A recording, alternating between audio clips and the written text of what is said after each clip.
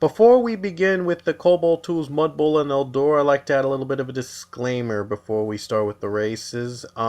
Speaking of races, it is separated two races of 21 drivers each because I couldn't fit all 42 cars in one track in Eldora, even with the new Eldora, and I'll tell you more about the new one in a bit. And so the first race was separated to drivers 1 to 25, and the second race was separated to drivers 26 to 99s. And we had 50 laps each in Eldora, and let me tell you about the new Eldora. It is the new one from the Safer Barrier Project. If you don't know who that is, that's another one of those websites that makes NR Town 3 tracks. They've made good tracks, but this one was a bit of a mess and chaotic to do. And, well, I did for the two dual races, and let's just say they were really wreckfests, hands down. I'm just going to say they were wreckfest all the way. Even with me changing the damage in some settings from the first race to the second race, it still was a lot of wrecking. So there was nothing I could really do about to reduce the wrecks somehow.